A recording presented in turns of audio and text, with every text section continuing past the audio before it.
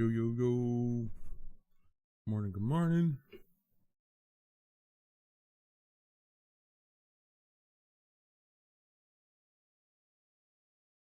Oh, shoot, my lights. Alright. Morning, morning. News day today.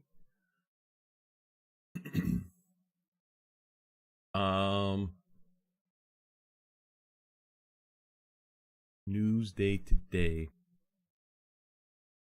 Looks like the DOD is expanding their AI program with a program called Thunderforge, which is using AI agents for military planning and operations, which is interesting. They got a new contract for that. And then I found a bunch of DARPA contracts, which is the Defense Advanced Program. DARPA. Defense Advanced Research Projects Agency. And so they're just always doing crazy shit. And they have a bunch of requests for information where like they want like people like they want to give funding out for these programs, and they're kind of just like insane. Like the one is large biomechanical space structures. It says to address major barriers of the safe creation of 500-meter long biomechanical structures in space. It's like, bro, that's crazy. So we're just gonna kind of read through this, and I found a bunch of other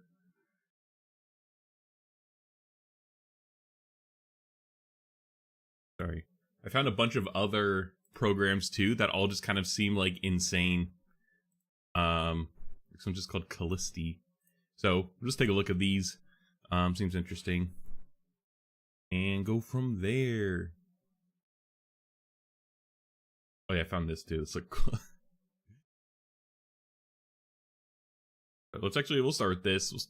We'll go to this, and then we'll read about the scale AI, then we'll get into the DARPA stuff.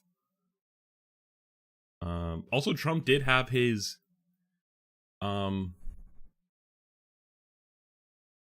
it doesn't even State of the Union. It was called like presidential address, but it was essentially State of the Union. Kind of whatever. Yeah, I think what I really learned from that is that Republicans don't have any real policy besides just using social issues to just get people fired up so then they could get elected in office, and then essentially just do whatever they want, including nothing and just coasting.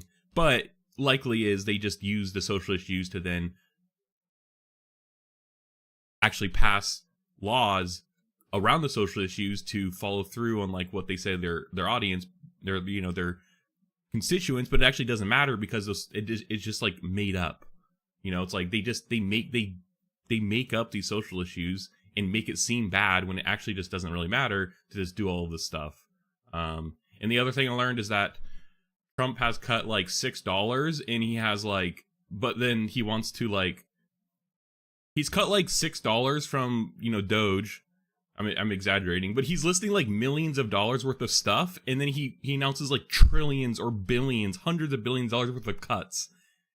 It's like, people don't, I don't know. He kind of layered it on with like all these like cuts and all this quote unquote fraud and Social Security and all this stuff, but like it realistically it's either pennies compared to what the $4 trillion, $2 trillion in cuts that he wants to do, or there was no actual dollar sign associated with it. He just wants it to make it seem like there's a lot of like fraud and money being wasted, but it doesn't actually necessarily mean it's true. I don't know. That's what I learned from the State of the Union. That's pretty much all I'm gonna talk about it, because like I don't know, it's kind of whatever. Just all like just negative stuff. Nothing is good really. There's like one or two things, but like those are just bipartisan issues. Anyways, some positive emerging tech news. Exoskeletons coming towards mass market. Like this is like literally like military shit, But realistically, I want an exoskeleton that like I could just like be a fucking couch potato and it'll just like drag me. Like I'm just like, oh, and it's just like walking me to the bathroom to go pee. I'm just like, I don't want to go pee. That's like half the reason why I don't get up, and you're like, I never get up to go pee anyway, so it's like I'm always complaining that I have to go pee really bad, but I don't want to get up. This seems like a perfect market fit, actually, if I'm being real.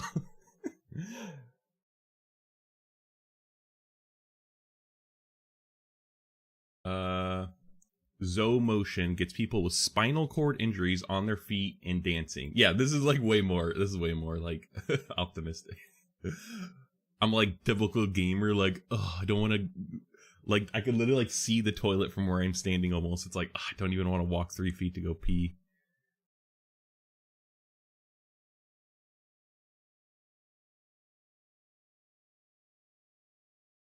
This is cool though.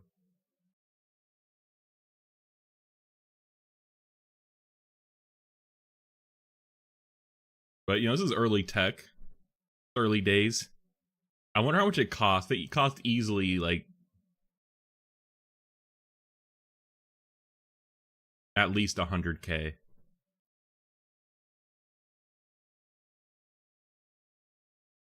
Okay. Many people who have spinal cord injuries also have dramatic tales of disaster. A diving accident, a car crash, a construction site catastrophe, but Chloe Angus has quite a different story. She was at home one evening in 2015 with her right foot started tingling and gradually lost sensation. She managed to drive herself to the hospital, but over the course of the next few days, she lost all sensation and control of both legs. The doctor found a benign tumor inside her spinal cord that couldn't be removed and told her she'd never walk again. But Angus, a jet-setting fashion designer, isn't the type to take such news lying or sitting down. 10 years later, at the CES Tech Trade Show in January, Angus was showing off her dance moves in a powered exoskeleton from the Canadian company Human in Motion Robotics. that name is so matter of fact. Except it's like we provide humans in motion robotics. Getting back to walking is pretty cool after spinal cord injury, but getting back to dancing is game changer, she told a crowd on the expo floor. You can see how my exoskeleton can just follow my body where I want it to go. And this is incredible. Look at how my legs move. They don't move at all on their own, but because the motors are lined up with such precision to my natural joints that it can actually have me move in this incredible way. So it's just something I love to do.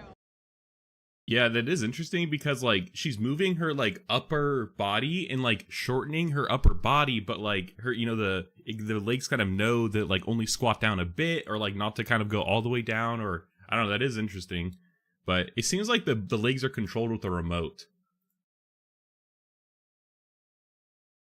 like this thing right here. Because I guess how else would they, if you can't move your legs, how else would you have to like? How else could you even move your legs, I guess? The company will be in clinical trials of its someone's called like Zo motion? Exo motion? Oh, Exo motion. Exo, like EXO, exoskeleton? That makes sense.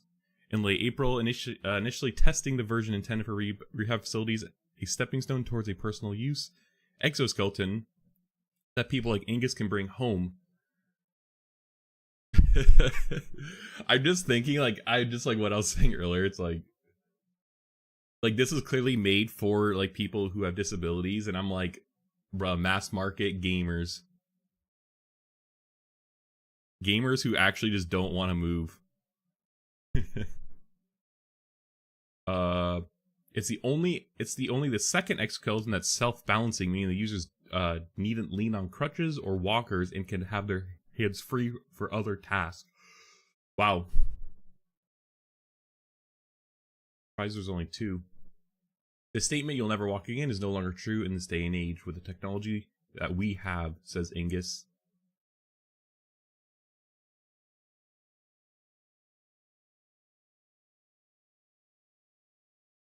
Yeah, home use. That's interesting. I'm sorry, I don't care that much about the origins of the company.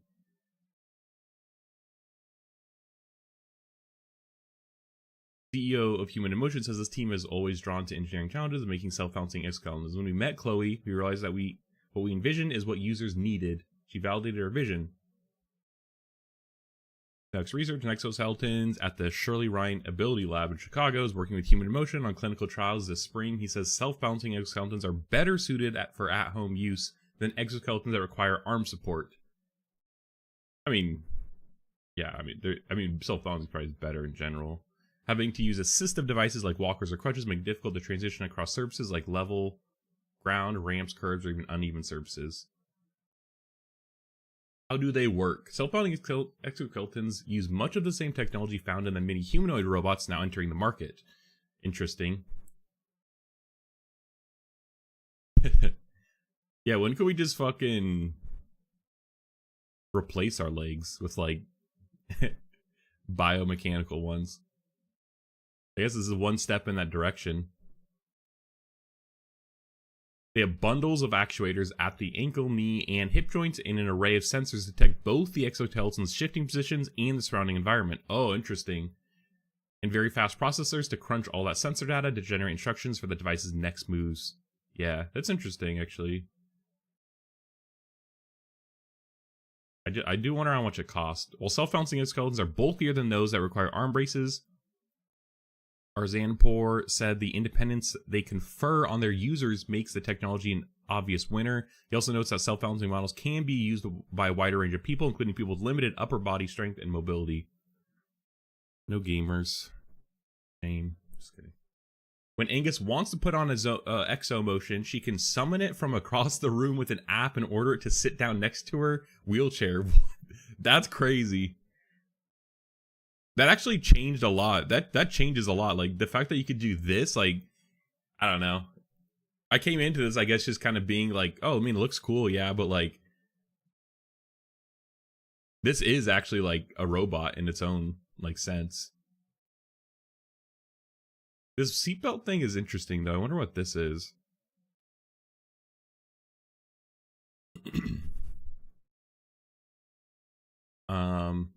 She's able to transfer herself and strap herself into the device without help, and then uses a simple joystick that's wired to the exoskeleton to control its motion. She notes that the exoskeleton could work with a variety of different control mechanisms, but a wired connection is deemed safest. That way there's no Wi-Fi signal to drop, she says. Bro, imagine like going up the stairs and then like you lose Wi-Fi signal and you're just like stuck. Like, fuck, dude, my remote can't connect to my, exoskeleton, so I can't move it.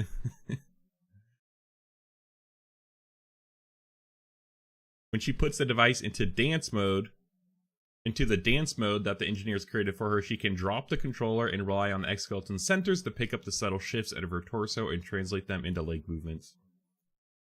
That's cool. Okay, challenges. Yeah, this will be interesting because I imagine that this would actually be relatively the same for like humanoid robots. The Exomotion, I keep calling it Zoomotion, isn't the first exoskeleton to offer hands for use. That honor goes to the French company Wandercraft, which already... Oh shit, I wanted to start this thing. I had AI make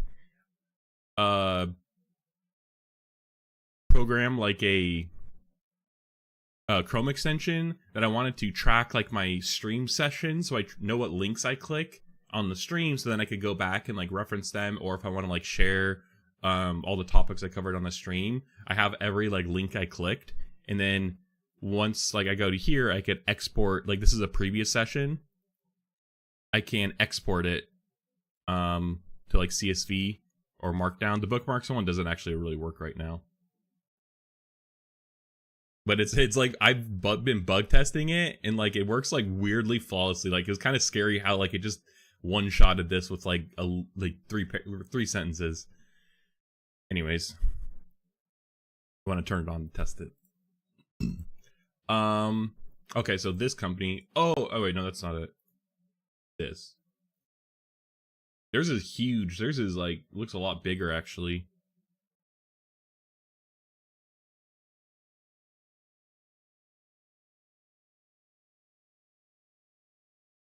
I also think One thing that's interesting about these companies is like they're likely more so targeting like insurance companies more than anything else, because like that's likely who's going to be paying for it. And so I wonder if the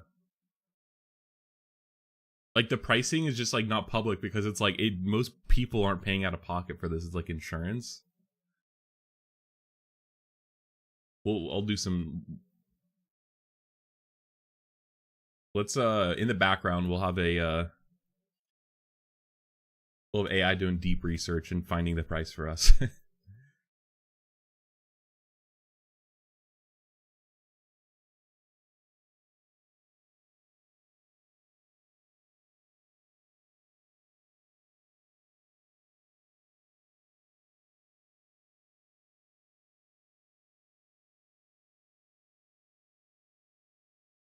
Human in motion. Or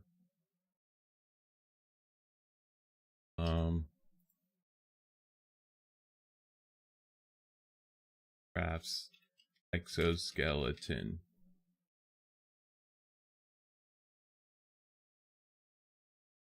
Okay, we're gonna do this.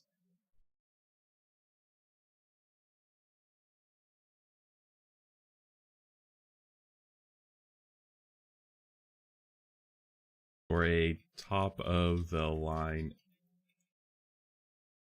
self balancing exoskeleton. All right, we'll let this run. It's gonna take a little bit. Come back.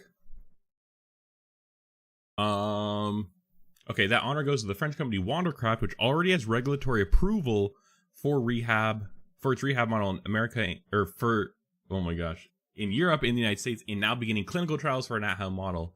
But Arzampor says Exomotion offers several technical advances over Wandercraft's device, including a precise alignment of robotic joints and the user's biological joints to ensure that undue stress isn't put on the body, as well as torque sensors and the actuators to gather more accurate data about the machine's movements. Getting approval for a home use model is a challenge for any exoskeleton company. That's interesting that you have to even get approval for a home use model. Like, approval of what? An associate professor at the New Jersey Institute of Technology who's involved in Wandercraft's clinical trials. For any device that's going to be used at home, the parameters will be different from a clinic. Says Powell. Every home looks different and has different clearances. The engineering problem is several times more complex when you move the device home. I guess though, those are kind of natural constraints. Like, you know, you have likely like maximum widths you could do because you have to fit through like door frames. I'm sure it's like shit like that. Whereas like if you're doing this at like a clinic, it's like, you know, it's a commercial building, you wide doors, like more open space. You could build the space around the exoskeleton, whereas the home exists already.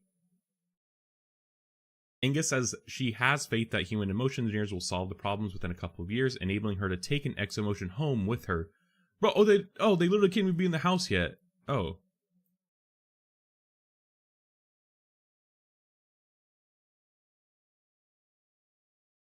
So you have to connect with like a clinical specialist to like go and use this. I see, okay. Interesting. Changes a little bit. And she can't wait. You know what it feels like to fly 14 hours in coach? You wanted to stretch so bad. Now imagine living in that airplane seat for the rest of your life, she says. When I get into the exoskeleton, it only takes a few minutes for my back to lengthen out. She imagines putting on the exomotion in the morning, doing some stretches, and making her husband breakfast with maybe just a few dance breaks. Cool. This is interesting, though. Just, I don't know. I know nothing about this, and I think it's a cool step into solving, like, you know, using technology to solve human problems, disabilities. Why is this, this company's name is, like, Sounds familiar, but it's like perfect. Cyberdyne. Like already cyberpunk. Bro, this website is so fucking old Japanese. Like, bro, what is this design?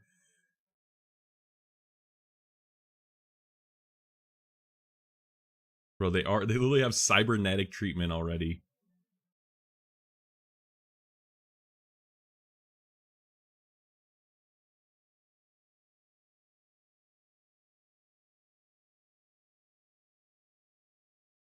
This website's interesting.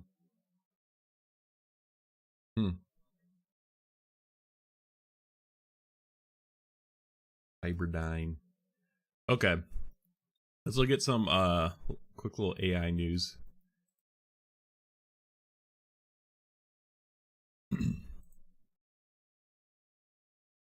Scale AI, which Scale AI has kind of been the more like enterprisey AI. Like they don't have any consumer. They're not like a consumer company like OpenAI, like or other like Anthropic. Most other AI companies have some sort of like consumer facing product, and like Scale AI is just solely enterprise, but they've got a lot of government contracts too, and this is, you know, they kind of just got another one, but that's just who they're targeting, which is kind of unique because there's not really many other AI companies that are like as big as Scale AI and kind of doing all other or defense government stuff.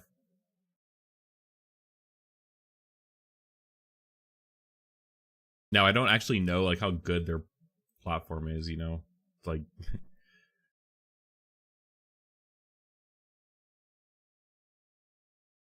but a lot of times they I don't know, like I was looking at like Palantir and like I can't exactly tell what they do just by reading their website, I guess. And I kind of like get that a bit too with these, like it's all like, oh yeah, it's like AI stuff, but like I don't know what they do, generally speaking. Guess you could train your own models,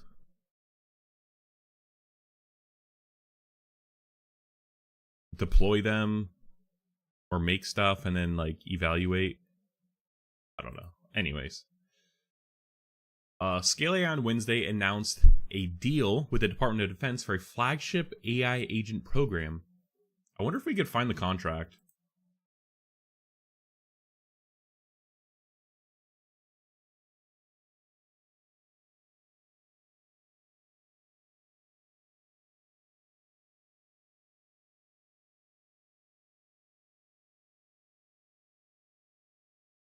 This is too broad though, I already know.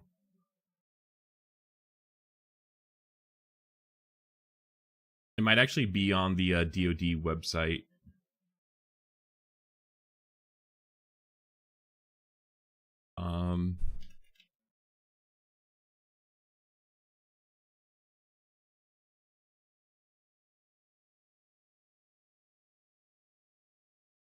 News. Gonna look real quick. I kind of want to see the original.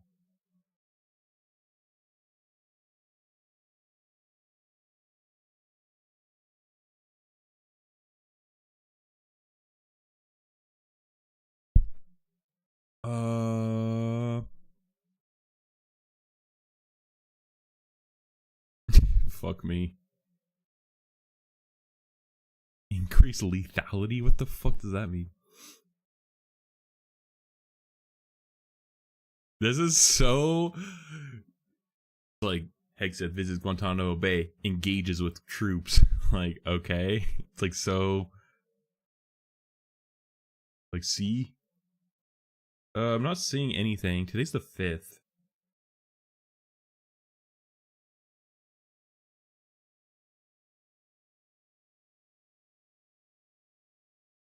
Ah.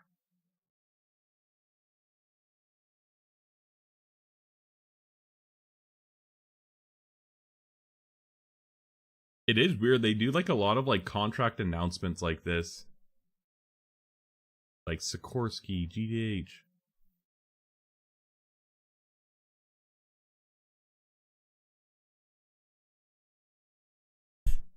I could literally just read these. I don't know. It's interesting. Okay, let's move on. I don't know where the original contract is. Okay, Scale Wednesday announced the Department of Defense for flagship AI agent program, a significant move in the controversial military use of artificial intelligence. But, the DOD has been the biggest spender of AI for the past like 2-ish years anyways, since around like 2022, 2023. They've spent like 90% of the out of the government spending on AI, it's 90% has been the DOD. So I mean, I guess this isn't like anything new. Most of it's been with like Palantir and existing partners who then offered AI services, mainly Palantir. Palantir got like the largest stake of the largest slice of the pie, but so I guess it's nothing new, but it seems like they're definitely trying to use it more for like operational stuff, whereas before it was more for like paperwork and like organizational shit like that, but like now it's like operation stuff. And actually, I did cover a story on The Intercept a while ago on stream about Microsoft using like OpenAI's models, because Microsoft has the ability to use OpenAI's models however they want, in like AFRICOM, which is like the African they call them like MAGCOMs, or like major command centers. And so it's like kind of like they're kind of like one of their highest level like regions for the military command. So AFRICOM, African Command, they were using Microsoft, which they're actually then using OpenAI to like do shit there. And that was kind of the first like at least like noticeable or like open or like area that they were able to find via contracts that OpenAI was, or at least AI was being used in like an active war zone. That was a long I spoke a lot to get that out, but you think you get what I mean. So yeah, I guess it's kind of been a long run up here, but I guess we're finally here, and it's kind of out in the open, or like, you know, they're openly getting contracts now and kind of talking about it openly. Anyways, the AI giant, which provides training data to key AI players like OpenAI, Google, Microsoft, and Meta, has been awarded a prototype contract from the Defense Department for Thunderforge, the DOD's flagship program to use AI agents for U.S. military planning and operations, according to the releases.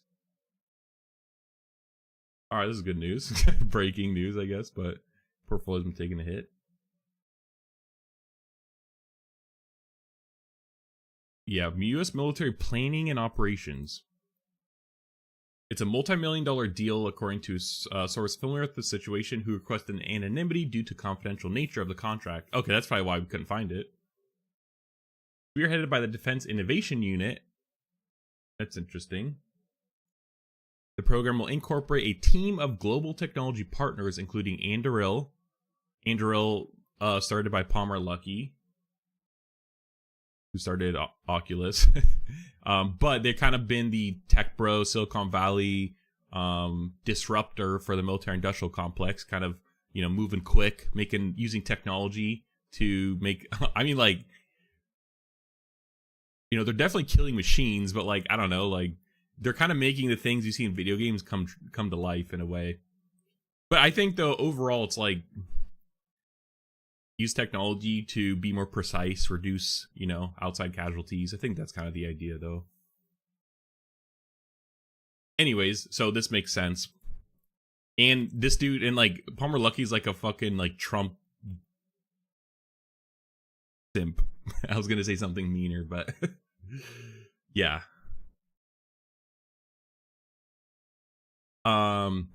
Including Anduril, Microsoft to develop and deploy AI agents.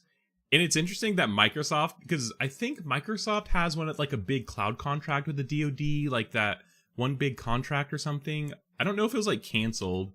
It was called something kind of like weird. It was like Prism. And Amazon sued them because they said it was unfair, but like, you know, it's kind of like whatever.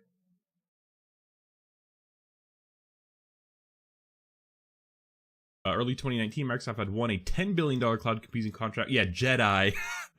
Yeah, it's called JEDI, Joint Enterprise Defense Infrastructure from the DOD. This contract was bitterly contested by Amazon and was eventually canceled in July 2021. Okay. Following the cancellation of the JEDI contract, the Pentagon announced a new multi-vendor cloud contract known as the Joint Warfighter Cloud Capability and solicited a proposal from Amazon, Google, and Microsoft and Oracle. Yeah.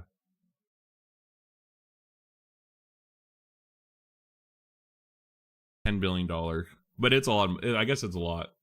Anyway, so Microsoft does have existing contracts with the DOD, and so that makes sense. Uses will include modeling and simulation, decision-making support, proposed decision-making support, which that's interesting, because this is probably the one thing that they suck at because they're just very biased. Proposed courses of action, even automated workflows. Automated workflows is like the best use for it because that's what people are actually using it for now. Modeling and simulation is probably fine because it's likely just programming, and it is really good at programming. Decision support is just like, and proposed courses of action. Like these seem a little risky. The program's rollout will begin with the U.S. Indo-Pacific Command and U.S. European Command, and will be scaled to other areas. These are like our biggest allies, like, Japan, Korea, and then like Europe. So I guess it's like not really war zone, but that's probably good because those are like low incident areas probably. Make sure that, I don't know. Is this PACAF? That's what we'd call the Pacific Command in the Air Force, PACAF. Yo, Indo-Pacific region.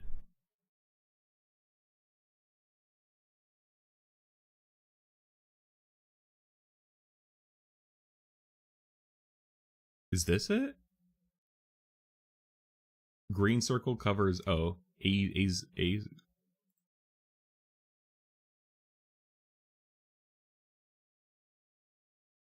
I guess it's this big blue circle. Bro, come on, just show me. So I guess it must be like this. This is a big region, actually. This is like China. I take that back. Okay, Thunderforge marks a decisive shift towards AI-powered, data-driven warfare, ensuring that U.S. forces can anticipate and respond to threats with the speed and precision, according to releases from the DIU, Defense Innovation Unit, which also said that the program will accelerate decision-making and spearhead AI-powered wargaming. Yeah.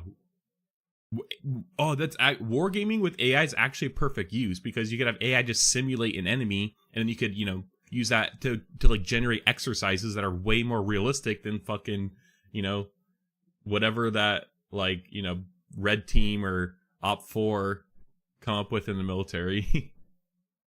This is actually good use for it to help us like practice with no consequence, Our AI solutions will transform today's military operations process and modernize American defense. DIU's enhanced speed will provide our nation's military leaders with the greatest technological advantage. CEO Alexander Wang said in a statement. Yeah, that's out. This is him. I don't know how I feel about this guy, though, because, like, I've seen him in some interviews, and I just can't get a read on him. Doug Beck, DIU, Defense Innovation Unit, Defense Innovation Unit Director, emphasized machine speed in a statement, while Bryce Goodman, DIU Thunderforge program lead and contractor, said there's currently a fundamental mismatch between the speed of modern warfare and our ability to respond. What does this have anything to do with AI, though? I know AI could probably increase that, but like that's not a direct correlation. Like it's like a the first order benefit of the AI isn't necessarily speed. Through scale mentions that the program will operate under human oversight. The DIU did not highlight that point. Yeah. I mean, like, what I can see happening here is this happens, they get a little sloppy, bad things happen, it gets public, people like it, it just doesn't, people get a worse attitude towards AI maybe than they already have, and then they kind of just like ruin it for the everyone else. I guess that's what I'm worried about. I'm worried about some, not even the military one, just in general. I'm worried about some incident happening with the AI that like, potentially like causes like a casualty of a human, and then like we just like do some regulate it to shit, or like, something, and then it just like can never get to the point where it's like, extremely useful, or like the AGI, or like, it could like replace humans. It'll just never get to that point, or it'll just never like, or we pass laws to not allow it to like replace humans like that, which I could also see that happening too. And I feel like at that point, then it's just like, the fucking future where humans can just do whatever they want is over. And that would probably adversely affect humanoid robotics too, because we probably can't then have them autonomous, or put an AI in their head, or like, have them be controlled by an AI.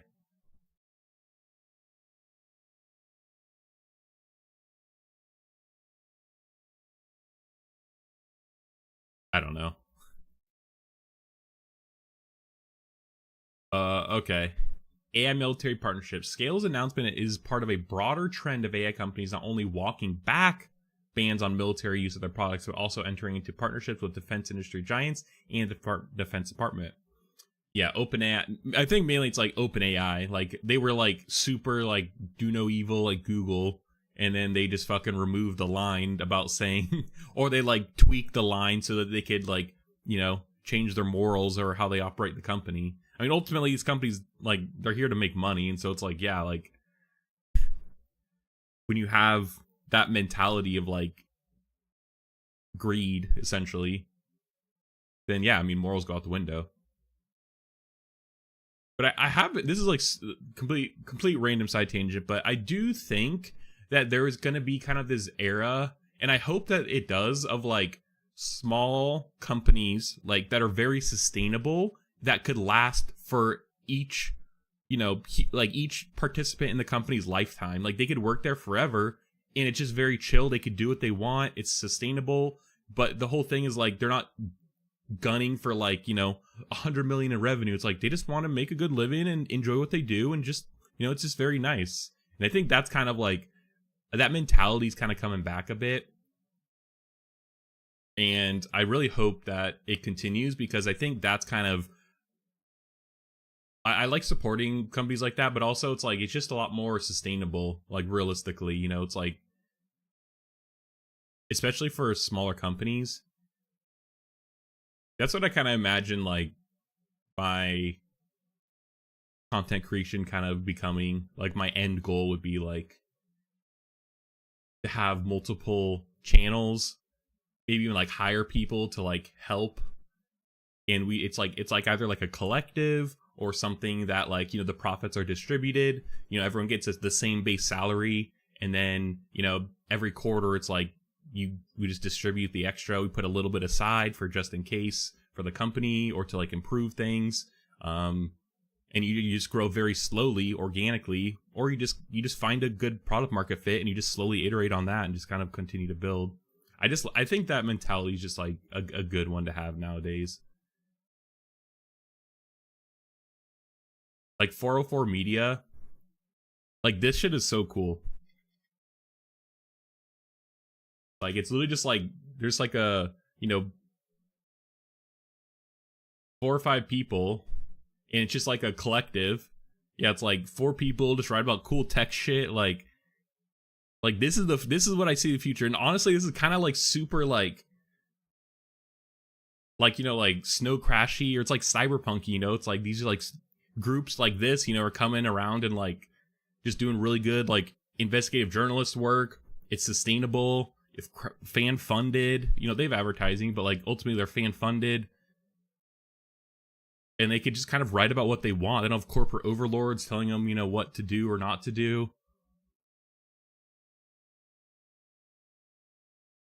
Like, it's cool. This is kind of what I want to do.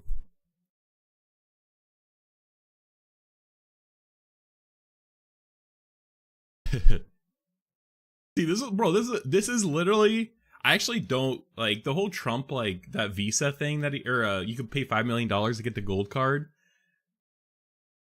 I like that. I don't know. I think that's kind of just whatever because literally a lot of other countries have it. Like, bro, $250 to get a residency card. I know that's not like maybe a citizen, but like $250.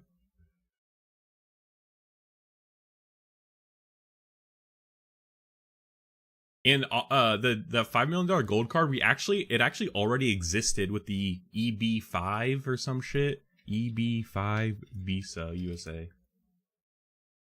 Yeah, this immigrant investor program. So like people could literally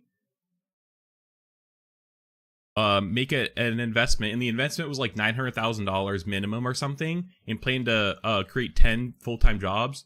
Like or pay $5 million, which is like equivalent probably to like that, you know. It's like I don't know. I think that one's just kind of whatever. Actually, other countries have it. Like fuck it. Okay, sorry. What were we talking about? This, yeah. Okay, in November, Anthropic, the Amazon-backed AI startup founded by ex-OpenAI researcher, executives, and defense contractor Palantir, announced a partnership with Amazon Web Services to provide U.S. intelligence and defense agencies access to Anthropic Claude 3 and Claude 3.5 family of models on AWS. This fall, Palantir signed a new five-year up to $100 million contract to expand U.S. military access to its Maven AI warfare program. Yeah, this is what I'm saying. Palantir's definitely gotten one of the biggest bags for AI stuff from the government. I think though part of it is they were just like the first to kind of integrate it, and they're essentially only a defense contracting company. Like they serve like law enforcement and like the military, and like I think they do manufacturing too, but like mainly that's their customers, and so it was kind of a shoe-in. It just sucks that Palantir is started by Peter Thiel, who's like fucking like literally like a conservative mastermind. Like he has like, you know, he's like thinking like in like hundreds of years. In December, OpenAI and Anduril announced a partnership allowing the defense tech company to deploy advanced AI systems for national security missions. The OpenAI Anduril partnership focuses on improving the nation's counter unmanned aircraft systems and their ability to detect, assess, and respond to potentially lethal aerial threats in real time, according to a release at the time, which added that the deal will help reduce the burden on human operators.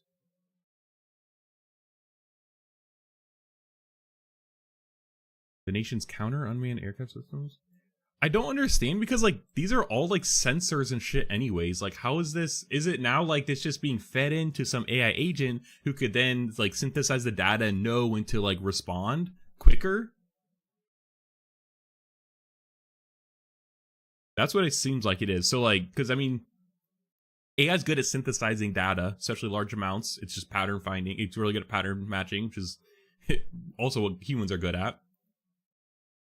But I think though, it's like, you know, if we detect something, we might get a ping. Some human operators like monitoring it. He has to then go look at the thing to confirm, you know, like to analyze it, you know, or just like read some data that might have already been collected and then decide what to do. I think that's kind of what they're trying to cut out. If an agent could just like, you know, I don't know, it's a computer, so it could just synthesize it instantly and then like know what to do. Could be quick. Anduril, co-founded by Palmer Luckey, did not answer a question from CNBC at the time about whether reducing the onus on human operators will translate to fewer humans in the loop on high-stakes warfare decisions. Yeah, because it's not. If they don't want to answer about it because they're not doing that. They don't care anymore. There's no regulation or whatever. They can just do whatever they want. At the time, OpenAI told CNBC that it stands by the policy in its mission statement by prohibiting the use of AI systems to harm others. And OpenAI, the last time that article I mentioned before with like the African command where Microsoft was like selling OpenAI stuff, OpenAI they asked OpenAI for a comment and they're like, I don't know, ask Microsoft. It's like, okay, like that's all you have to say. And then this, it's like they literally just like are doubling down, because I think it's like Microsoft. No, but no, that's not true either, because OpenAI has ex fucking NSA guy on their board, I'm pretty sure. Uh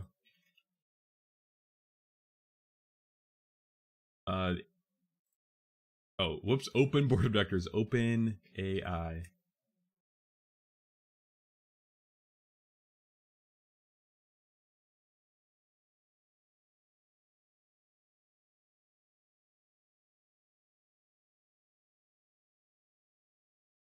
No, this is not it.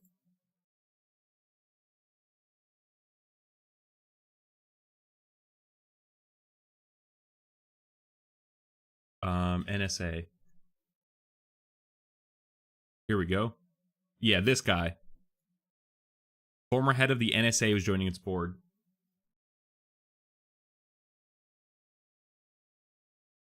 But they did this because they wanted strategically positioned to be able to get government contracts. Now they may not want to be like DOD, but like this seemed, or at least they may not want to put the image out there that they're getting defense contracts, but this signals otherwise. But that's easier said than done, according to some industry professionals.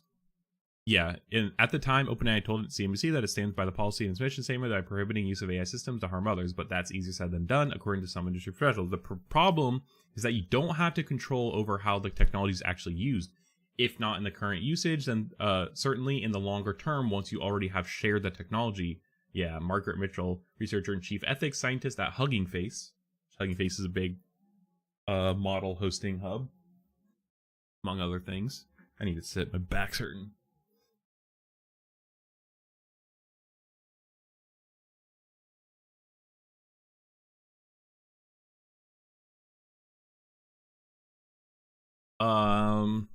So I'm a little bit curious about how companies are actually realizing that do they have people who have security clearance who are literally examining the usage and verifying it's within the constraints of direct harm? That's what I'm saying. We're like, this just seems like a cop-out answer from OpenAI. They just like keep parroting this.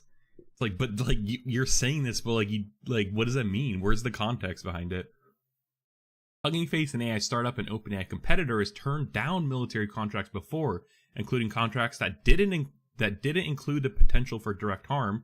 According to Mitchell, she said the team understood how it was one step away from direct harm, adding that even things that are seemingly innocuous, it's very clear that, this is one piece in a pipeline of surveillance. Wow, this is honestly this bumped up my respect for Hugging Face. Like that's they're walking away from a lot of money probably, and it takes a lot to do that. So respect.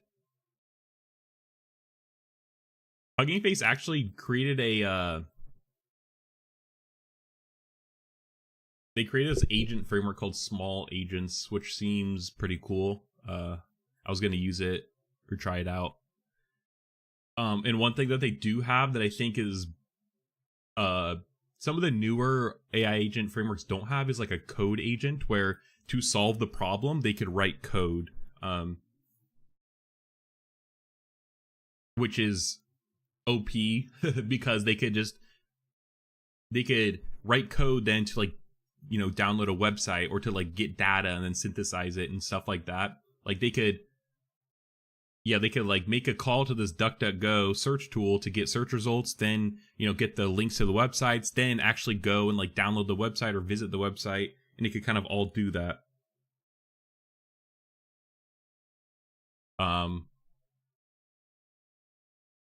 It is a bit of a security risk because you're allowing in AI they could autonomously just run code and like do things that they want. So like obviously there's some security risk, but it's like sandbox, and they're kind of working on that, I guess. It's sandbox though. They say it somewhere. But this is cool. This is neat, and it's very low level. And so it's pretty, I guess it's like performant, I guess, but it's on top of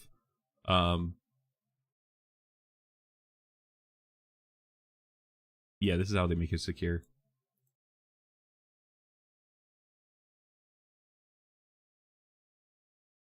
Yeah, it's built on. I swear they used another like lower level framework, but maybe they didn't. Anyways, yeah, this is cool. Anyways, Hugging Face is a cool company. This is neat that they turned this down. It's like takes a lot to do that. Mitchell said that even summarizing social media posts could be seen as one step away from being directly harmful, since those summaries could be used to potentially identify and take out enemy combatants. Yeah, I mean, it's very true. If it's one step away from harm and helping propagate harm, is that actually better? Mitchell said. I feel like it's a somewhat arbitrary line in the sand, and that works well for a company, PR, and maybe employee morale without actually being a better ethical situation. You can tell the Department of Defense, we'll give you this technology, please don't use it to harm people in any way, and they can say, we have ethical values as well, and we don't, and so we align with our ethical values, but they can't guarantee that it's not used for harm, and you as a company don't have visibility into being used for harm. Yeah. Yeah, no, I agree with that. It's pretty straightforward. Oh, sorry. What's up, Hadrian? Why did that not show up in my chat? That's weird. I'm sorry. No one really knows what Palantir does, but from what I can gather, they built some sort of oracle prediction system that can predict whatever target you have in the mind next to move. Yeah, that's crazy. Like a fortune teller? Yeah. Exactly.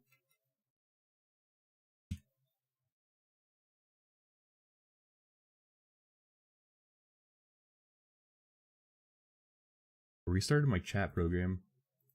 Bro, I literally, even before stream, I was like, I'm actually going to make the font bigger on my chat so I don't miss any, because I keep, like miss stuff.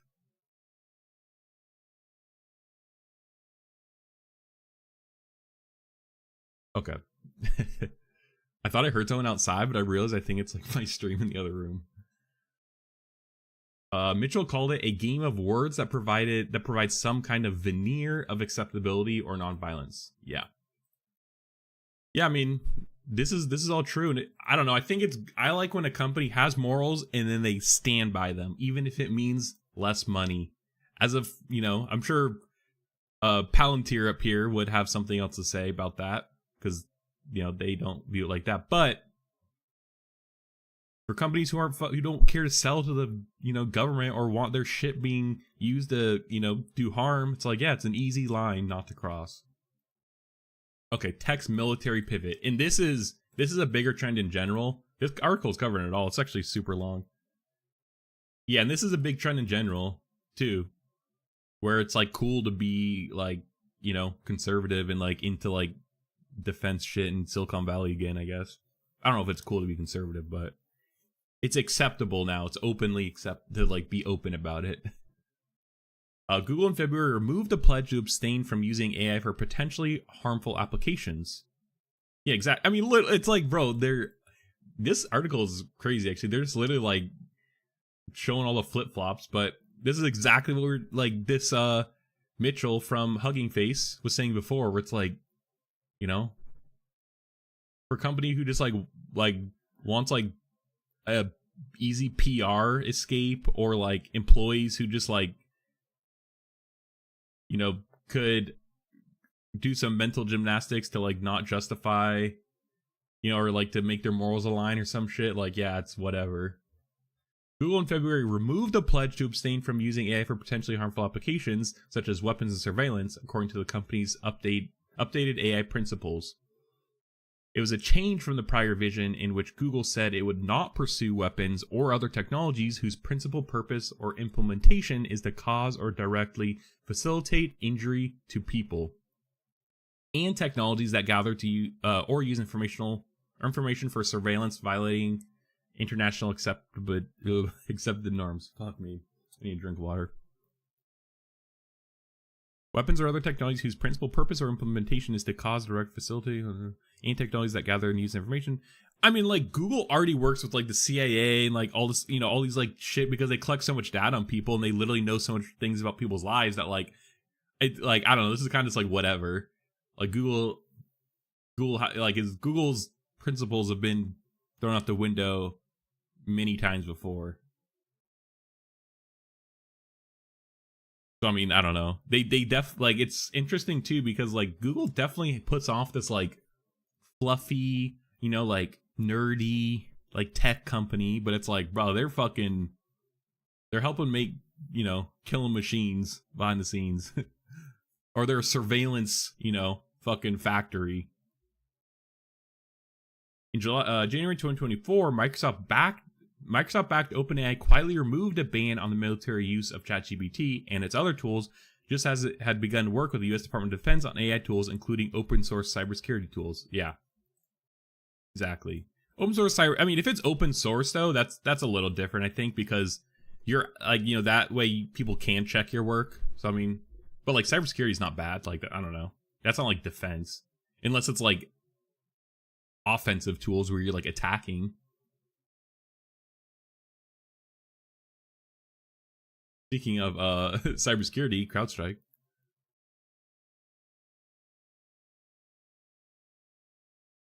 Until then, OpenAI's policy page specified that the company did not allow the usage of its models for activity that has a high risk of physical harm, such as weapons development or military and warfare. But in the updated language, OpenAI removed the specific reference to the military, although its policy still states that users should not use our services to harm yourself or others, including to develop or use weapons. Yeah. I mean, like, these are just like PR statements now. Like, you know, if you kind of think about it more, like, they put these openly just to like be perceived in a certain way, but like following through is a completely other, you know, or like following them is completely other thing that no one really like knows if they actually do. Clearly they care a little bit about being a hypocrite if they are at least changing the public facing thing, you know.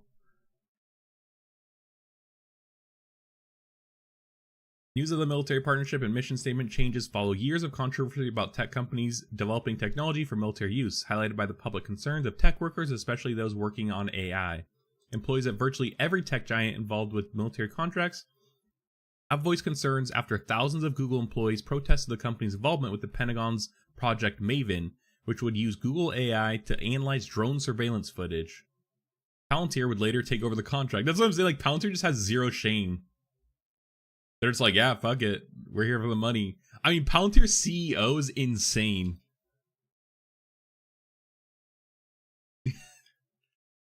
The dude fucking, this guy, Alex Karp.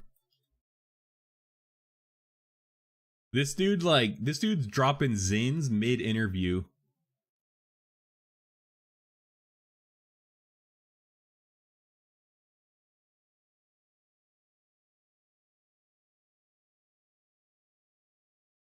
I missed it. Typo. Zin. Like, his hair for one is insane.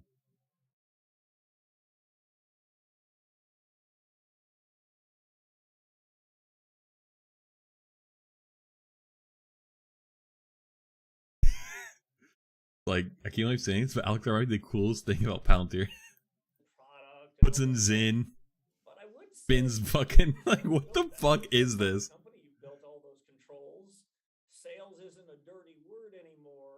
But somehow you grafted that onto the... Oh, it's spelled with a Y. My bad, sorry. How's that transition been, if I've got it right? Yeah. Yeah, this is crazy. So he's a character. I'll give him that. It's entertaining, if nothing else. But like, he's kind of just like shameless in a way, which is kind of like like this, I guess.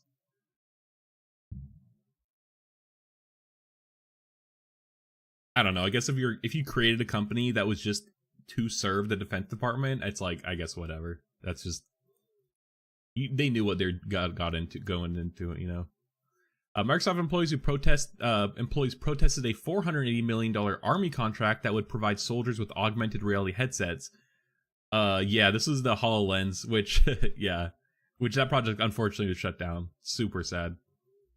And more than 1,500 Amazon and Google workers signed a letter protesting a joint $1.2 billion multi-year contract with the Israeli government and military, under which the tech giants would provide cloud computing services, AI tools, and data centers. Yep. There's always a pendulum swings with these kinds of things, Mitchell said. We're in a swing now where employees have less say within technology companies than they did a few years ago. And so it's kind of like a buyer and seller market. The interest of the company are now much heavier than the interest of the individual employees. Yeah, that's interesting. But this goes into what I was saying with like greed and sustainability. It's like these companies want to continue to grow and garner power, increase, shareholder value, whatever. And individual employees may not want to do that, but unfortunately, I guess it is a large corporation and you're just a single person in it. I don't know. I guess though that is that is a good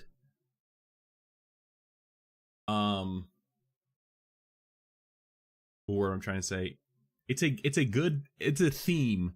The theme of, workers generally kind of having some power, and then now they don't. I think that's just the theme in general. But I also think it's a bad theme because it just shows that these corporations potentially don't value their employees, and they're the ones who actually have to do the work, I guess. And so it's just the typical corporate structure, I guess. At least in tech companies, for tech companies. That's really, I don't really know the other corporations. Yeah, this is actually an interesting article. It's well written. Who wrote it? Hayden Field, GG. Good article. Yeah, this is an interesting time though. I do wonder, could this save taxpayer money? That's realistically how they should be selling it to. They should be selling it to the United States citizens as it's could reduce harm or like civilian casualties and also U.S. military casualties, and it should reduce taxpayer dollars because we are being more efficient. But like this doesn't matter. They don't care about that. It just seems like, because though I don't think it's necessarily going to reduce casualties, and I think that they kind of, that's why this whole human in the loop thing, they're kind of bouncing around that because it's probably not human in the loop, and so like it's just there's no way they can guarantee that it will reduce casualties probably. But yeah, we'll see. We'll see when Doge hits the Pentagon, if they even can. See how much money they could cut. Speaking of U.S. military, let's look at DARPA contracts.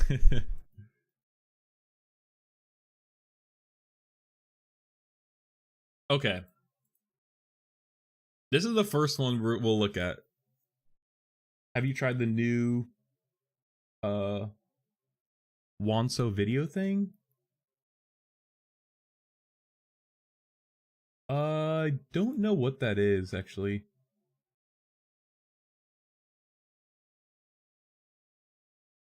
Dang it, why is YouTube chat not coming up on...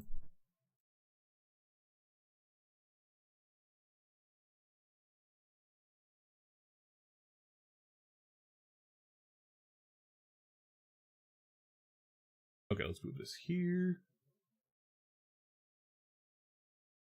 Okay, there we go. We can see chat. Okay, let's look at some DARPA contracts. Okay, so large biomechanical space structures. These are actually I shouldn't say they're even contracts. They're like requests for information. So I think they want to do research in this area, and so they're looking for like partners.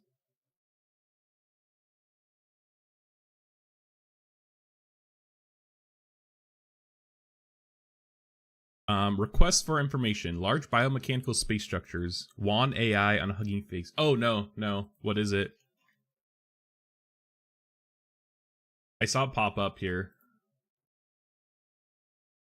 Large scale. Oh, video generative model. Oh, wow. No. I haven't messed around. Oh, is this the Alibaba's or video model or whatever? I haven't messed around with I tried Sora, and that's really about it, but I feel like video models is still less use cases, I guess, for me. More entertainment. But this is cool. I think 720p.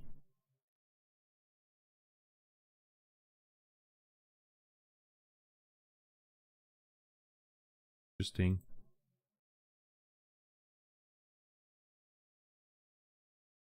Who is Juan? Juan 2.1.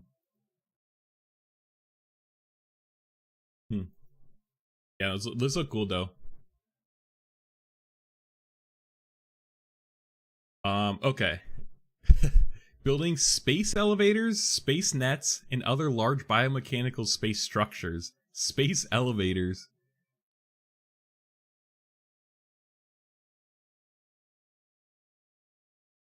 Try the demo. I'll try a different time here, but looks cool. There's always a queue though. Oh, I'm sure. Probably pricey.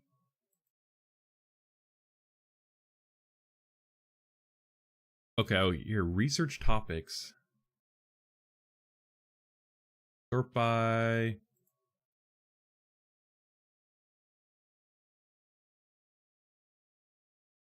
Probably space? Yeah, here it is. Oh, it just took it right to this? Okay. Given recent advances in metabolical engineering, rapid growth, of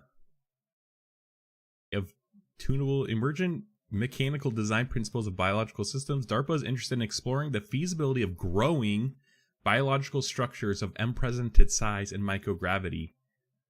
Rapid, controlled, directional growth of to create very large 500+ meter length useful space structures would disrupt the current state-of-the-art in-position biology as complementary component of the in-space assembly infrastructure. For some examples of structures that could be biologically manufactured and assembled, but that may be infeasible to produce traditionally, include tethers for a space elevator.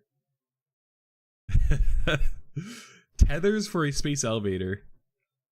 Grid nets for orbital debris remediation, and kilometer-scale interferometers for radio science. New self-assembling wings of a commercial space station for hosting additional payloads, or on-demand production of patch materials to adhere and repair meteorite damage. Those are insane. Okay, wait. Tethers for a space elevator. So what I'm thinking is that, like, just imagine like a tree that goes from like here to space. Like no way they're talking about like amoebas, you know, or like like slime. I could picture like just like this like slimy, like weirdly like living looking thing that just like grows out of Earth like into space, and it's just like a space elevator or some shit.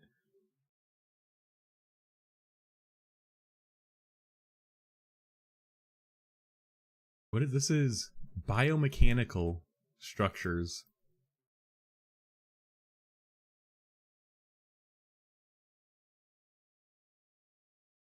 Like, do these exist already?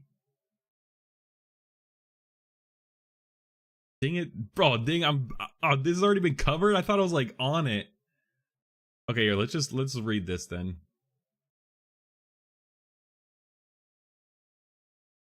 Large self-assembled mechanically stable biological growths in space. Yeah, see, like this is what I picture. This is what I want.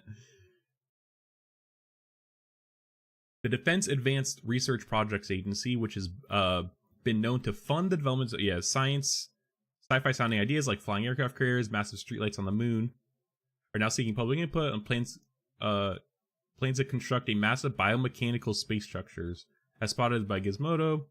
The agency filed a request for information this week for the eyebrow-raising concept, and while we're still not 100% sure exactly what they're going after, it sounds rad as hell. Yeah. DARPA's looking for the feasibility of creating useful space structures over 1,600 feet in length. This is probably the 500 plus meters. That could disrupt the current state-of-the-art and position biology as a complementary component of the in-space assembly infrastructure. Possibilities, according to the document, include tethers for space elevators, grid nets. Okay, we already read that. What DARPA wants to specifically look into are new methods and technical insights to create these large, self-assembled, mechanically stable biological growths in space. There are plenty of advantages to having large structures to be constructed in space. For one, it's a whole lot cheaper than launching cargo components. Yeah, I mean, it costs a lot of money to send stuff into space, at least right now. Beyond welding pieces of metal together, DARPA is peering much further into the future by wanting to harness biological engineering to explore its rapid growth properties, which could one day be done with minimal human intervention. The agency used a tent as an analogy. Given the structural material of the tent poles, biological growth mechanisms are envisioned to be cover of the tent, the document reads. Interesting. In short, it's hard not to see DARPA's vision as a terrifying blob of space glue. Exactly what I'm picturing. I'm picturing like fucking like the Zerg from StarCraft. Jesus Christ. From StarCraft. You know, like that's what I'm picturing. Or filler. Encompassing the necessary electronics or structural materials is the agency trying to leapfrog a near future filled with conventionally built space stations by jumping straight to hard sci-fi paradigm where space structures are grown through biological means, not built. Yeah, like literally, this is like hard. Like I dig this though. I love hard sci-fi. So, but this is like true. Like we're using, you know, science and engineering to fucking, you know, build the future. Biomechanical. Yeah, it's certainly pretty out there concept as we haven't reached such a stage on Earth where we only started exploring concepts like using mycelium as living building materials. Actually, mycelium's a good one too. Like, mushrooms, fungi. And how long scientists have worked on the idea remains unclear at best. Elon Musk, so-called Department of Government Efficiency, said to plow through the Department of Defense, which could bring out mass layoffs amid other budget cuts. How life-saving research into HIV/AIDS, vaccines, Ebola, which recently landed on DOD's chopping block, stacked up to the importance of DARPA's grand visions of growing structures in space remain to be seen. In the meantime, DARPA is planning to hold a sponsored workshop in April to discuss relevant future research. Bro, how could I go to that workshop?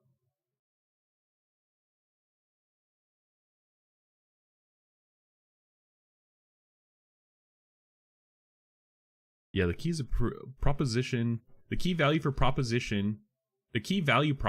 for spaceflight would be a favorable ratio between mass and or volume of traditional non-biological materials versus in situ grown biological materials.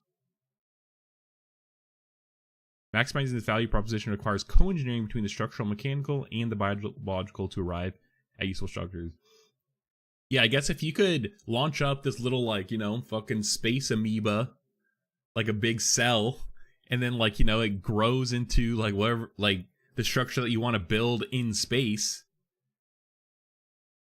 like that would save immense like money just from launching this in, you know, the cost to launch it into space.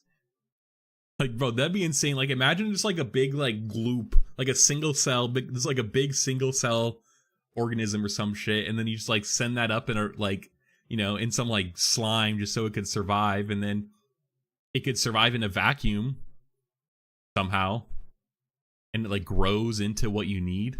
Yeah, I feel like the vacuum would. They say microgravity, but I feel like that not necessarily means in space, but I feel like ultimately.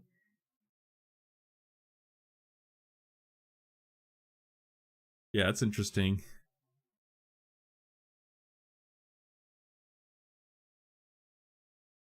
Requested information use case. Elucidate the use case for the envisioned large biomechanical space structures. Some examples are space elevators, tethers from geostationary to low orbit, grid nets for orbital debris remediation, self-assembled space stations for payload hosting. That's crazy. Bro, how do I work for one of these companies that's working on a fucking space elevator? Like, that's what I want to work on. Co-engineering, insights from both space structural mechanical point of view and the biological engineering point of view to arrive at envisioned useful structure. This should include information on the specific biological materials envisioned for 500 meter scale growth and the method by which to control its directionality. Yeah. Feedstock. How feedstock will be provided and relocated if necessary to continuously growing edge. That, bro, they've already thought about so much because, let me finish this. Clearly identifying if the leading edge is the growth edge, or if the leading edge is extruded away from the growth region, and explain rationale. The fact that they already are thinking about this is insane. Because, like, okay, if you launch this biological thing into space, you need other substance for it to grow from, i.e. feedstock, which is like fuel essentially.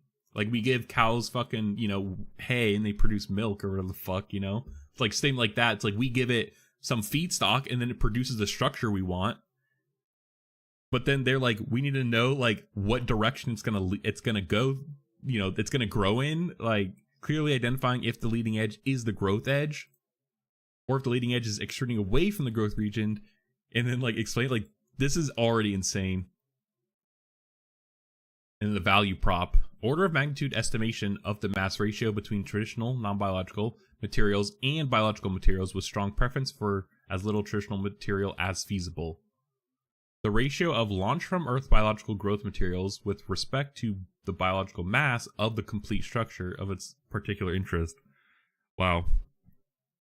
Unless specifically biological in nature, e.g. bioconcrete living bricks, any assembly system would count against traditional materials when calculating ratios. That's crazy.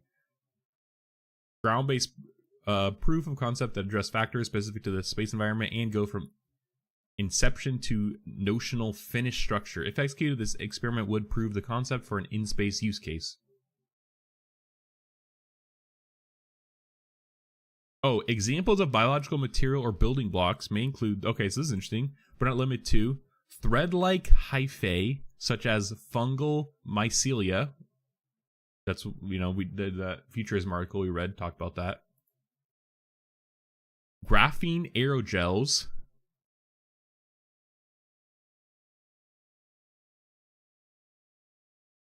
How would that one work? Or other biocompatible materials. Like, we have like an aerogels already, I guess, which NASA made, actually, I think. Filamentous protein-based fibers, like those found in hagfish slime. Bro, literally, it's actually exactly what we thought. It's literally just gonna be fucking this like goop. It's gonna be like Zurg from Star Trek, like hagfish slime. Bro, like, what? Yeah, no. They're literally just making Star Trek. They want to make Zurg space station. Oh my gosh. Yeah, bro, this shit. Hagfish slime. If the concept can be proven in microgravity, please explain rationale. Responses that include any of the following information are particularly helpful to scope potential future DARPA investment. Timescale for growth as a function of dimension. Who is responding to this? Can I reverse this? Okay, wait, actually. Let's do this. I'm going to take this. We're going to go, let's try Grok. We're going with Grok Deep Research. And then I'm going to ask it to find companies. Following is from sam.gov for DARPA requesting Information related to large biomechanical space structures. I want you to find me companies that would companies or startups that would potentially be interested that would potentially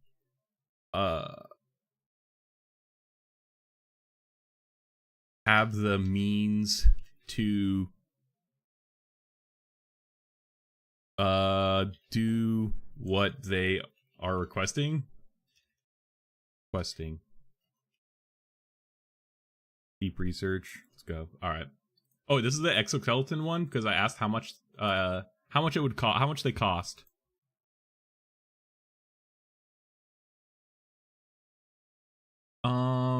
Dang it didn't say that they. Oh, here we go. Holy shit, bro! Pricing indicators. Human Emotion Robotics has strategically avoided publishing direct consumer pricing. Yeah, I know. That's why I came to you, Perplexity, because I want to know. Focusing on institutional sales and retail distributors. However, 2 key data points provide insight into the cost. The Department of National Defense, Canada, purchased 2 ExoMotion units for $666,000 at 2022 exchange rates, averaging 330 Canadian, 250K essentially. We'll round up. I said it was minimum 100K. 250K seems right.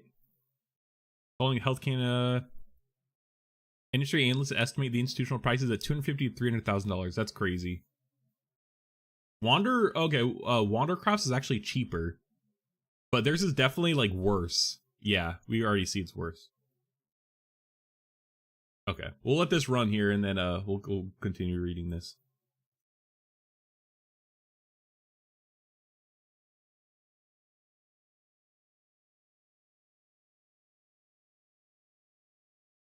Oh yeah, here we go.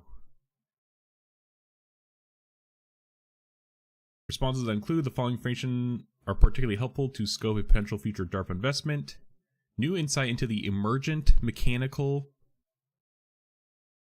of large biological structures to predict and engineer spatial temporal patterns of dynamic biostructures. It's like temporal, where they're like reading their mind. It's like time. Space-specific issues such as survivability, radiation tolerance, and durability.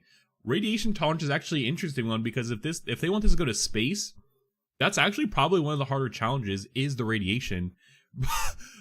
Bro, imagine us sending up some like living creature, some like living amoeba shit like into space. It fucking just absorbs the radiation and just mutates and becomes this monster in space. And then we can never like, it just patrols the like orbits, and just like we can never put anything into space because they'll just like destroy it. Design details for mass and volume estimates used to calculate the value proposition. Okay. And they're hosting a workshop. Bro, it's in San Francisco. Should I try and go to this? The sponsor workshop is being planned for April 2025 for the purpose of reviewing and discussing current and future research relevant to this request for information and assessing new methods to prove that potential for future very large biomechanical space structures. Information discussed at this workshop may assist in foundation. Okay. Encourage maximum participants in the presentation of as many innovative solutions as possible to enable this goal. The workshop should be hybrid with both the option for in-person and attendance and hybrid. Bro, can I sign up for this? U.S. permanent resident and foreign national participants must submit DARPA E-form. Bro, you could just fucking submit a form? Alright, I'm gonna try and go to this.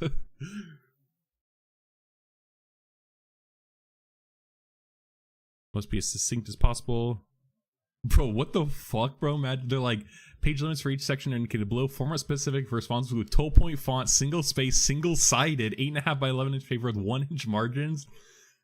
Okay, guys, relax. This is a fucking, English 1A.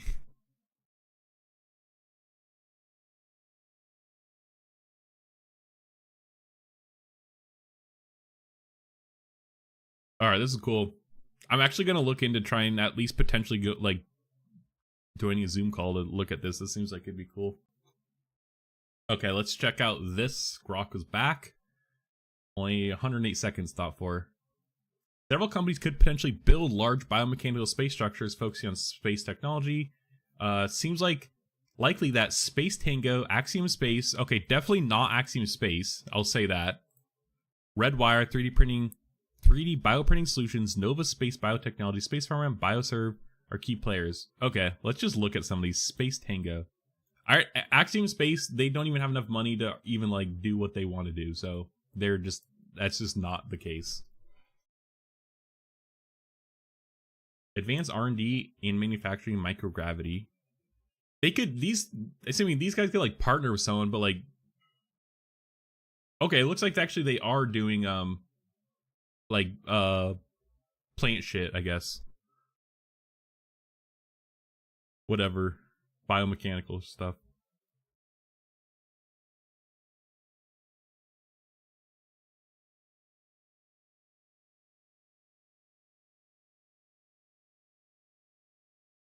What have they done though? Facilities to support data collection in manufacturing space. We seek to unearth.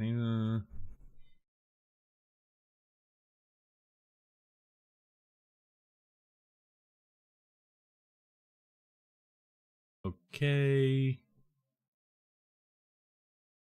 Okay, I don't know about this company. Okay, let's Axiom, definitely not. Redwire. Redwire Space. Redwire is accelerating humanity's expansion into space by delivering reliable, economical, and sustainable. I haven't heard of Space Tango or Redwire. But they seem more like a traditional like satellite space manufacturer though.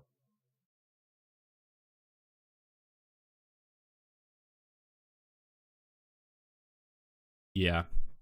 Okay, so far I don't know about these guys. 3D printing, 3D bioprinting solutions. Like this seems like some shit that would be good. Is this a company? 3D bioprinting solutions.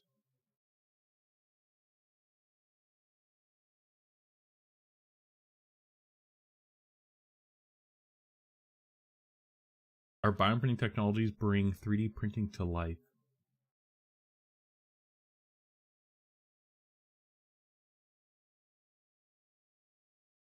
It seems like that there might not be a company that is specifically a space company that is also doing like this kind of stuff. Like I'm sure that they're like working with labs, like they build a satellite like infrastructure, kind of like we just saw with Space Tango. Like they'll build like all the controllers and shit, but then like it's up to you to put the experiment in there. Might have to be like a joint type of company.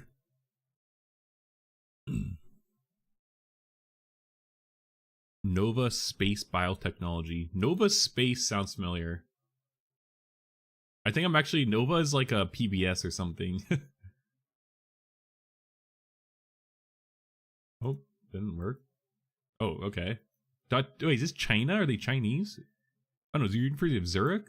.ch?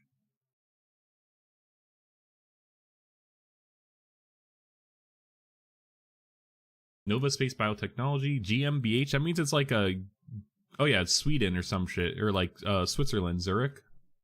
That's like Spotify's a GmbH, whatever that means. I don't know where in the city. That's a good question.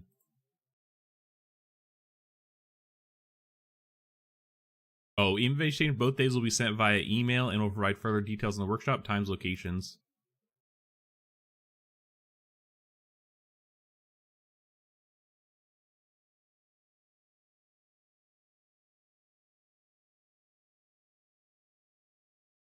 Yeah. E-form 60. All right. Oh, wait, yeah, here. I don't know about this company either. Oh, here, they're actually just going through.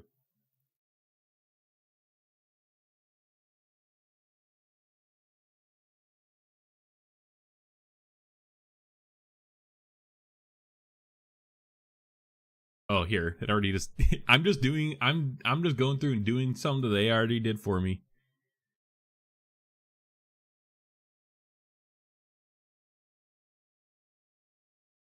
Bioserve Space Technologies. This one seemed like it was it's like the best to like.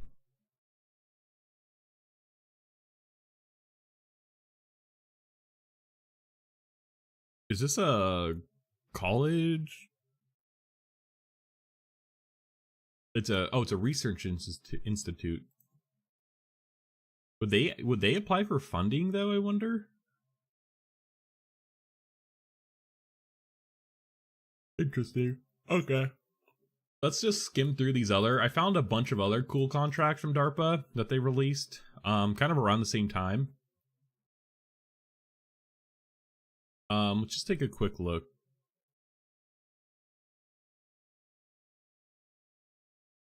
This one seemed crazy.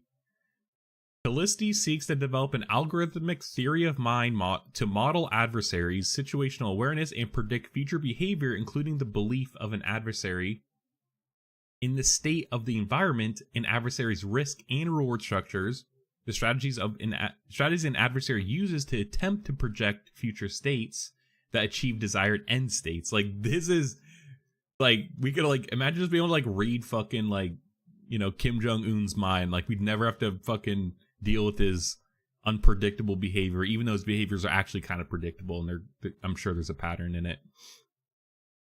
The program seeks to combine algorithms with human expertise to explore in a modeling and simulation environment potential courses of action in national security scenarios with far greater breadth and efficiency than is currently possible. Essentially, they want like AI, like generative AI. Not generative AI, but they just want AI. They want to create an AI Kim Jong-un, an AI Putin, an AI Xi Jinping, and then we could just and then they could have bro, imagine like having like all these like AI world leaders and they're represented as like generative AI, and then we have them meet to potentially simulate what they would talk about in the meeting, and then we could be like, oh, okay, yeah. And they could take the context around it.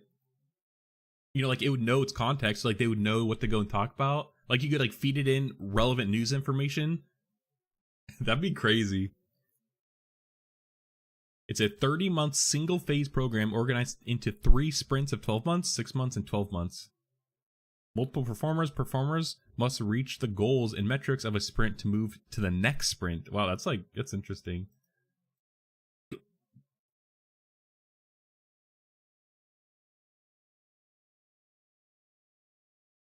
What happened? What happened? Oh, I just downloaded that one. What's this one? They download this one? Not yet.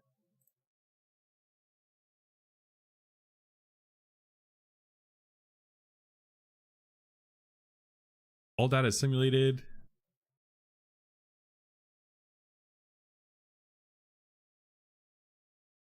Oh my gosh, this is like so many answers.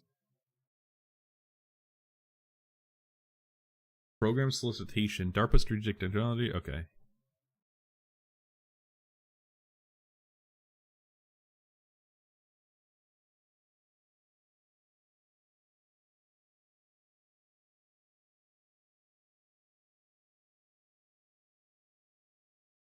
Unclassified application submission information. Okay, there actually wasn't that much information on here.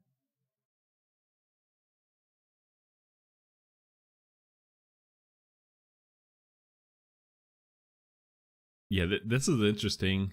I doubt this will ever really know about this though. Like they would never release any more information on this. This is like super. This is secret scroll shit.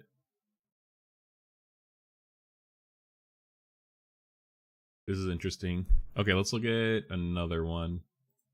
The Right Space Defense Advance. DARPA's is sponsoring an information session webcast to provide information on potential proposers on objectives of the anticipated disruption opportunity program called The Right Space. What is The Right Space?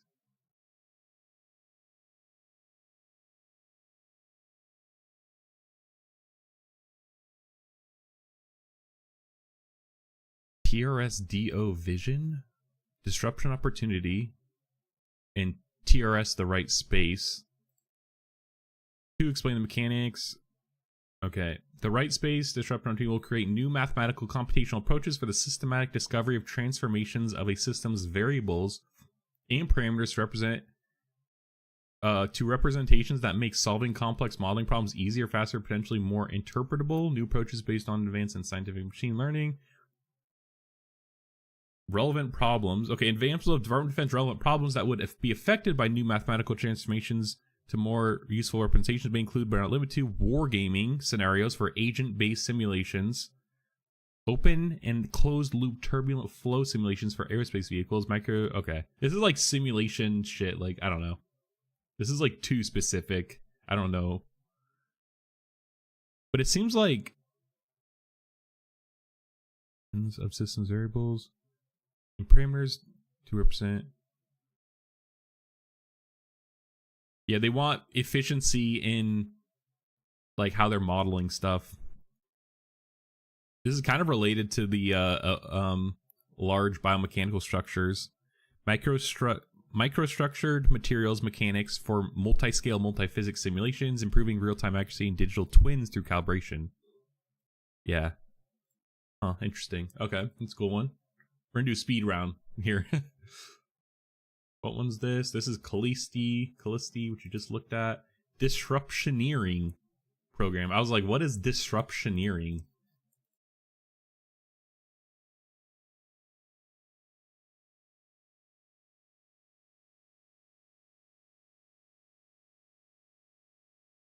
Create the next generation of scientific discovery by pursuing high-risk, high-payoff research initiatives across a broad spectrum of science and engineering disciplines. Interesting. Like what? Oh shit, they got a lot. Just look at the top one. I hope Trump doesn't get rid of like this government contracting stuff, sam.gov. They just redid sam.gov too, I'm pretty sure. Last few years.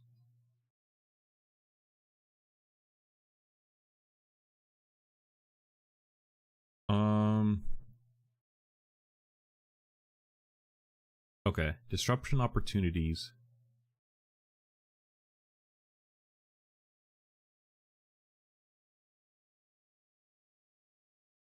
This is just about like pay.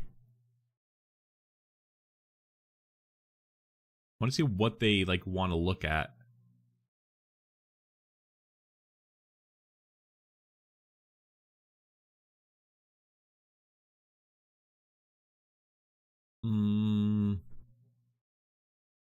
Sure I could have AI find it, but submission deadlines, proprietary information, interview and selection. This one's nothing. I'm sure if we look, but it's kind of boring just to sit here and scroll. Re-engineering enabling sleep transitions in operationally restrictive environments. Proposers Day. Restore. Governments and their acronyms.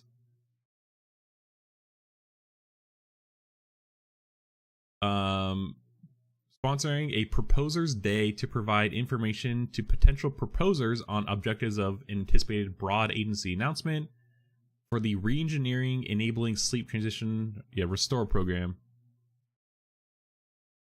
It's just an event, but what is the this program just seems like some like weird ass like, you know, you could like get a shot and then you're like fucking wide awake, you know, like you just like wake up and you're like, let's go fight. Like for soldiers or something. Restore program seeks to demonstrate precision control of sleep, macro, and micro architectures to optimize cognitive performance following sleep restriction. Oh, okay. So, or this is like, if you don't get enough sleep, then they want to like make sure your cognitive performance is still like up to par. A common occurrence in combat, bro. Literally, it's like, you know, come on, like. Service members' responsibilities frequently result in less than 3 hours of sleep during combat and less than 6 hours of sleep during regular duty, which can significantly impair their performance and effectiveness. Warfighters are often prescribed hypnotics to help them sleep and stimulants to improve daytime performance. both of which have significant drawbacks and risks in operational environments, including impaired cognitive function, rebound insomnia, and high potential for misuse. Yeah. Now, one thing though, I think, is that like these do eventually make their way into the consumers. It'll just be years. Like DARPA's extremely, like, this is like more than emerging, like this is even emerging technology. This is like research, you know, still essentially. But it does make their way to it, because a lot of times DARPA will fund it, and then if it is successful, then they will get contracts to then use it. But then that company's, you know, DARPA just funded the research, so that company, you know, can still go and like release it as a consumer product or whatever. DARPA just funded the research, and then I'm sure there's some like contractual obligations to then like provide it to the government. So like, I don't know, this, if this could get down to consumers, like, I don't know, that'd be interesting. Like, if you could not have to, if humans didn't have to sleep for 8 hours, like, imagine if we could sleep for like 5 hours and get as much benefits as 8 hours of sleep. Like, we'd literally have 3 hours, extra hours every day to do something like that. That'd be crazy. That'd be a huge productivity shift.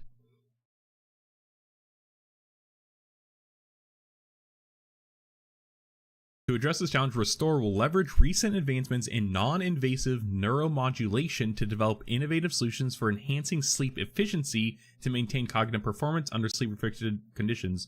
Okay, so that's actually what they're going for. They want to make sure that the sleep is more efficient, so you could get 3 hours of sleep that could be like, you know, 5 hours of sleep or 6 hours. That's what it seems like. Recent breakthroughs in non-invasive neuromodulation have enabled targeting of specific brain regions and patterns that drive distinct sleep stages, allowing for unprecedented control over the entire sleep cycle. By building on these developments, Restore aims to precisely regulate and optimize multi-stages of sleep, surpassing the limitations of single-stage stimulation and unlocking the full potential of sleep for cognitive restoration. Combining non-invasive neuromodulation with advanced sensory stimulation will allow for precision control of sleep macro and microarchitectures to enable optimal sleep quality and cognitive functions, to provide a safer, more effective alternative to traditional medications for maintaining cognitive performance in operational environments where sleep is limited, thereby enhancing the readiness, resilience, and performance of military service members in these challenging conditions. Yeah, this is crazy. This is cool.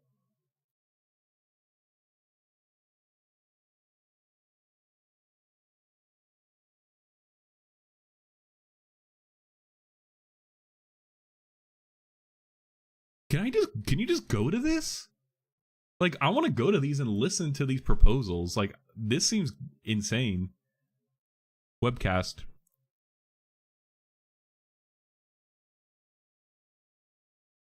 The thing didn't work though. Bad request.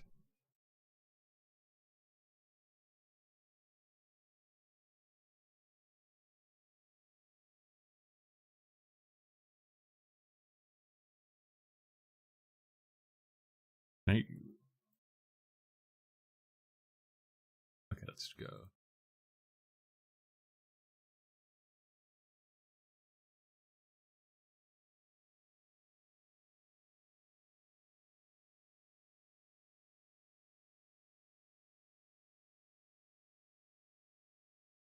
In-person attend, or wait, webcast registrants in excess of the maximum capacity. 315 videos may be added to a waitlist if slots.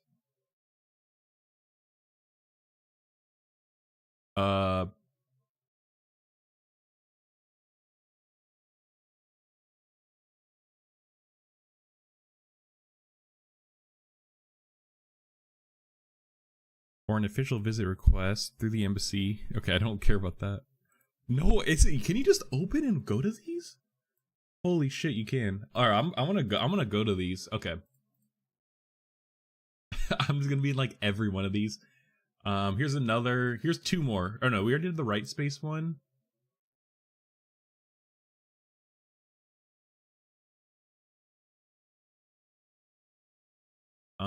It's soliciting innovation proposals for research and development of advanced concepts for modeling, simulation, and fabrication of microsystems-based control of catalytic molecules, like nano. Like, this is like like nanobots or some shit. Proposed research should investigate innovative approaches that enable revolutionary advances in science, devices, and systems. Specifically, excluded is research that primarily results in evolutionary improvements to the existing state of practice. Like, what? Evolutionary? Oh shit, this one has a lot.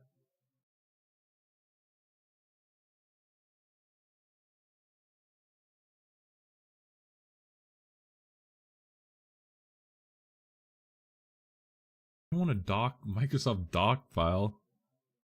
PowerPoint file?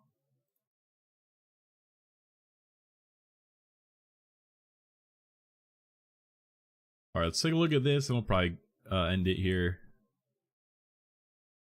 This is just an amendment.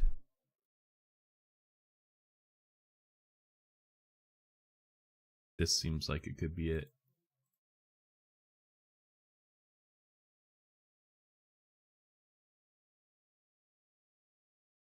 Microsystem Induced Catalyst program aims to create modeling, simulation tools, fabrications. Yeah, the ability to accurately predict and control catalytic activity requires co-design of both molecules and the microsystem. Catalyst activity. Spatiotemporal control of catalyst activity is limited, as registration between molecules and microsystems cannot be controlled with high precision. Yeah, this is just crazy. Current microsystems interactions with biological systems are limited to systems that respond to conventional microelectronic stimuli. Because current microsystems cannot directly synthesize molecules, biological systems that transfer information through bio thing.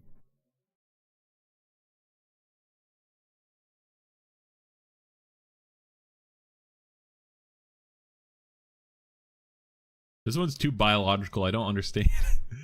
But this one actually has like this one must be a lot further along. Yeah, okay. January.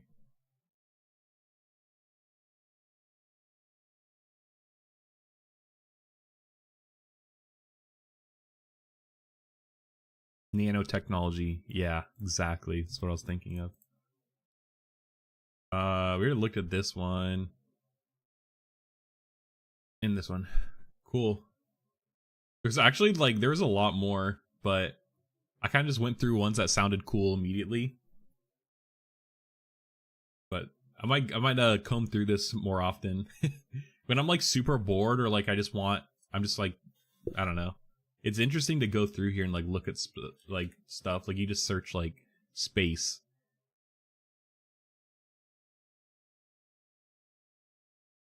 Okay. And then you can just like look at this like X-59, like this is the is this their supersonic? Yeah, it's their supersonic airplane. Like you just go and like look at this contract. And I don't know, you can just like read and like even though like you could find information from this that is not otherwise public, and that's kind of interesting. Like this is like the source for a lot of stuff. Like these contracts. But I just feel like this data stuff is kind of at risk with whatever Elon Musk and Trump is doing. Like this is here because of transparency and such, and like that just like I just don't see them wanting to do that in the future. But this is where this might not go away, sam.gov, but data.gov.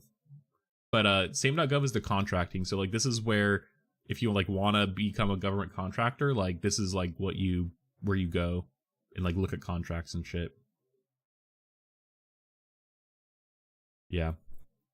So, all right, that's all I got planned for today's stream.